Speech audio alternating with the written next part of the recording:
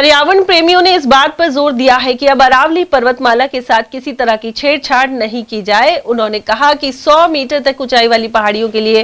खनन खोलने के खुद के आदेश पर सुप्रीम कोर्ट ने रोक लगा दी है। सुप्रीम कोर्ट ने नई परिभाषा के प्रभाव को लेकर स्वतंत्र अध्ययन का आदेश दिया है। सिद्धि के अनुसार अरावली संरक्षण की मांग को लेकर जन आंदोलन तब तक जारी रहेगा जब तक अरावली की पहाड़ियां पूरी तरह सुरक्षित होने की तसल्ली न हो जाए।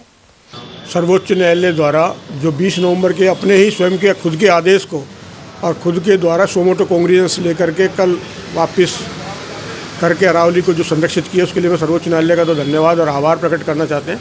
वहीं इस आदेश के बाद ये पोल खुल गई है कि सरकार कितने झूठ का सहारा लेकर, झूठ का पुलिंदा लेकर के जनता को गुमराह करने की बात कर रही थी। माननीय केंद्रीय मंत्री कह रहे थे कि हम लोग झूठ बोल रहे हैं, कि गलत तरीके से लोगों को इंटरप्रिटेशन कर रहे हैं, जबकि हकीकत ये है कि कल के उसने या साबित कर दिया कि सरकार एक तरफा किस तरह से मतलब सर्वोच्च न्यायालय जैसे को भी गुमराह करके और आम जन के खिलाफ इस तरह की कार्रवाई इन्होंने की। और ये इनके बहुत बड़ा वो लगा है, इनका बैक पे हैं।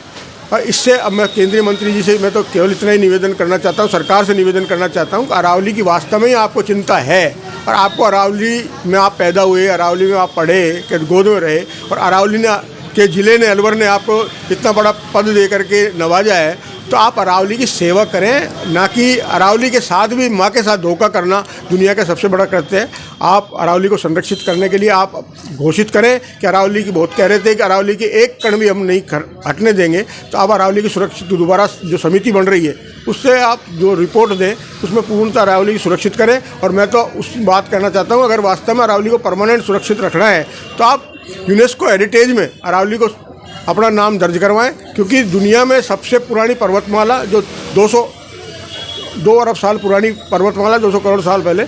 से निर्मित है, उसको भी अगर हम संरक्षित नहीं कर सकते, क्योंकि अरावली जो है 4 प्रदेश और 39 जिलों की लाइफ लाइन है। ये केवल एक पहाड़ नहीं है जिसको मेजरमेंट से या मीटर फीते से आप नाप सकते हो। ये नीचे समुद्र से लेकर के हमारी पृथ्वी जब से बनी है, अरावली तब से है जब पृथ्वी नहीं थी, हिमालय नहीं था, गंगा नहीं थी और हम और तुम नहीं थे। माननीय मंत्री जी, फिर आप उसका निर्णय कैसे कर सकते हो? उधर कांग्रेसी नेता हिमांशु शर्मा के अनुसार अरावली की पहाड़ियों के साथ छेड़छाड़ को लेकर कांग्रेस पार्टी एवं विभिन्न संगठनों द्वारा सख्त ऐतराज जताया गया। अब सुप्रीम कोर्ट द्वारा इस आदेश पर रोक लगा दी गई है। ऐसे में सभी वर्गों में खुशी व्याप्त है। आज बड़े हर्ष और खुशी का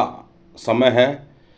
कि कांग्रेस पार्टी ने और तमाम इस हिंदुस्तान के सामाजिक संगठन और प्रमुख रूप से राजस्थान प्रदेश कांग्रेस कमेटी के संगठन,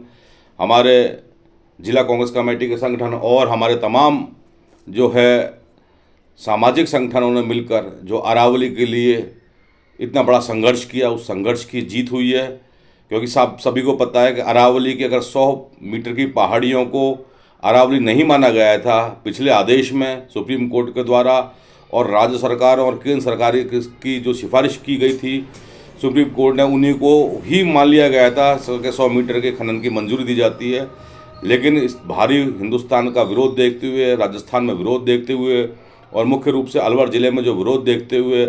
हम लोगों के द्वारा जो कार्यक्रम कराए गए, उससे निश्चित रूप से पूरे सुप्रीम कोर्ट ने इसको बड़े गौर किया है और अरावली के जो 100 मीटर पहाड़ी है उसको अरावली का ही टुकड़ा माना गया है और अपने ही स्थगन आदेश पर रोक लगा दी है। उसके लिए मैं तमाम हमारे हज़ारों और लाखों की तादाद में गांधी कार्यकर्ता और कांग्रेस कार्यकर्ता और सामाजिक कार्यकर्ता, मुख्य रूप से किशन गुण विकास समिति, जीव जंतु कल्याण ट्रस्ट के लोग,